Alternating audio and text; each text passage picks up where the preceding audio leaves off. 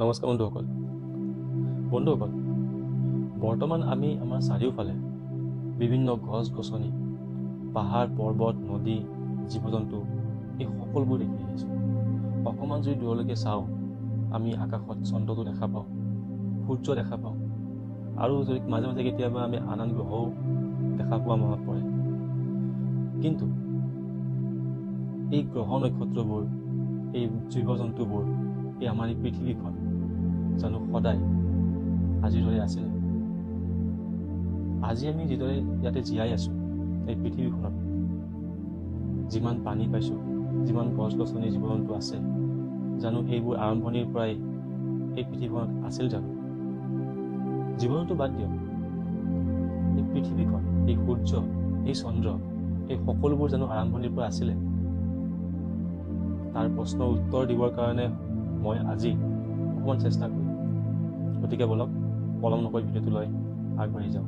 আমি মানুহবোৰে এই বিষয়ৰ ওপৰত বহুত আগৰে পৰা গৱেষণা কৰি আহিছোঁ। বিজ্ঞানীসকলে বিভিন্ন ধৰণৰ চেষ্টা কৰি এই বিষয়টোৰ ওপৰত গৱেষণা কৰি আহিছে। কিন্তু এই বিষয়টোৰ আচল ৰহস্য এটা মাত্ৰ থিয়ৰীৰ ওপৰত ডিপেণ্ড কৰি বৰ্তমান সকলোৱে বিশ্বাস কৰে, যাক আমি বিগ বেং থিয়ৰী বুলি কওঁ। কিন্তু কি আছিল এই বিগ বেং থিয়ৰী? আমি আগতে চিন্তা কৰা মতে আমি ভাবিছিলোঁ যে এই ব্ৰহ্মাণ্ডখন অতিকৈ সীমিত।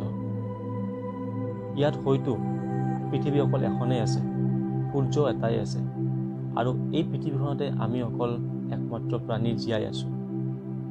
আৰু আমি ভাবিছিলোঁ যে এই সূৰ্যটোৰ পোহৰ আগতেও আছিল, এতিয়াও আছে, আৰু ভৱিষ্যতেও থাকি যাব। কিন্তু এই কথাবোৰ সময়ৰ লগে লগে ভুল বুলি প্ৰমাণিত হ'বলৈ আৰম্ভ কৰিলে। যদি আমি চাবলৈ যাওঁ, এই ব্ৰহ্মাণ্ডখনৰ ৰহস্যবোৰ জনাটো ইমান সহজ কথা নহয়। এই ব্ৰহ্মাণ্ডখনৰ ভিতৰত বিভিন্ন ধৰণৰ ৰহস্য লুকাই আছে। আমি ব্ৰহ্মাণ্ডখনক যিমানে সৰু বুলি ভাবোঁ, এই ব্ৰহ্মাণ্ডখন কিন্তু ইমান সৰু নহয়। আৰু আমি ভবাৰ নিচিনাকৈ এই ব্ৰহ্মাণ্ডখনত সূৰ্য অকল এটাই নাই, পৃথিৱী অকল এখনে নহয়, আৰু প্ৰাণী অকল আমি একমাত্ৰ নহয়।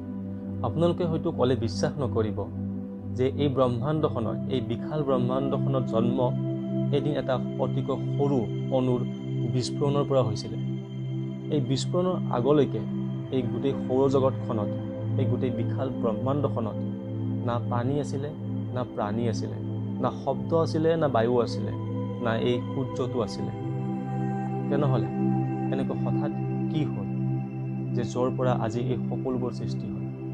ব্ৰহ্মাণ্ডখনৰ জন্মৰ আগতে 100 বিলিয়ন গেলেক্সিজ, আৰু প্ৰত্যেকখন গেলেক্সিৰ ভিতৰত 100 বিলিয়ন গ্ৰহ নক্ষত্ৰ উল্কাপিণ্ড, এই সকলোবোৰ এটা মাত্ৰ সামান্য অণুৰ ভিতৰত সোমাই আছিল। আৰু বিজ্ঞানীসকলৰ মতে তেওঁলোকে কৈছে যে এই অণুটোৰ ভিতৰত হয়তো কিবা অতিকৈ অলৌকিক পাৰমাণৱিক শক্তি সোমাই আছিলে, আৰু সময়ৰ লগে লগে এই শক্তি ইমানেই বেছি হৈ গ'ল যে সেই শক্তিক কণ্ট্ৰল কৰিব নোৱাৰি সেই অণুটো বিস্ফোৰণ হৈ গ'ল। আৰু যাৰ ফলত তাৰ ভিতৰত থকা 100 বিলিয়ন গেলেক্সি, আৰু প্ৰত্যেকখন গেলেক্সিত থকা 100 বিলিয়ন গ্ৰহ নক্ষত্ৰ ব্ৰহ্মাণ্ডখনৰ ইফালে সিফালে সিঁচৰতি হৈ গ'ল। আৰু এই সকলোবোৰ এক্সপাণ্ড কৰিব আৰম্ভ কৰিলে। আৰু তেতিয়ালৈকে এক্সপাণ্ড কৰিলে যেতিয়ালৈকে মাধ্যাকৰ্ষণ শক্তিৰ সৃষ্টি হোৱা নাছিল। আৰু যেতিয়া সময়ৰ লগে লগে মাধ্যাকৰ্ষণ শক্তিৰ সৃষ্টি হ'ল, এই সকলোবোৰ গ্ৰহ নক্ষত্ৰ গেলেক্সিসমূহ অলপ লাহে লাহে ষ্টেবল হ'ব আৰম্ভ কৰিলে। ষ্টেবল হোৱাৰ ঠিক কিছু সময় পিছত সূৰ্যৰ সৃষ্টি হ'ল, আৰু এই সূৰ্যটোৰ পৰাই লাহে লাহে আন আন গ্ৰহ নক্ষত্ৰৰ লগতে পৃথিৱীখনৰ জন্ম হ'ল। আৰু পৃথিৱীখনৰ লগতে আন আন গ্ৰহ নক্ষত্ৰসমূহ সূৰ্যৰ পৰিক্ৰমা কৰিব আৰম্ভ কৰিলে। আৰু যাৰ ফলত আজি আমি এই পৃথিৱীখনত ভালদৰে থাকিব পাৰিছোঁ। ইয়াত গছ গছনি, বায়ু, পানী, বতাহ আমি সকলোবোৰ পাইছোঁ একমাত্ৰ এই মাধ্যাকৰ্ষণ শক্তিৰ কাৰণে। আৰু আপোনালোকে হয়তো ক'লে বিশ্বাস নকৰিব যে এই সকলোবোৰ মাত্ৰ কেইবা ছেকেণ্ডৰ ভিতৰত সম্ভৱ হৈছিলে। অণুটো বিস্ফোৰণৰ কেইবা ছেকেণ্ডৰ ভিতৰত এই সকলোবোৰ কাৰ্য হৈ উঠিছিলে। আৰু বিজ্ঞানীসকলৰ মতে তেওঁলোকে এতিয়াও কয় যে লাহে লাহে আমাৰ ব্ৰহ্মাণ্ডখন এক্সপাণ্ড কৰিব আৰম্ভ কৰি আছে। আৰু কেতিয়ালৈকে এক্সপাণ্ড কৰিব সেইটো একো ঠিক নাই। আজিৰ ভিডিঅ'ত ইমানখিনিয়ে। যদি ভিডিঅ'টো চাই ভাল পালে প্লিজ লাইক কৰিব আৰু কিবা জনাব থাকিলে কমেণ্ট কৰি জনাব। ধন্যবাদ।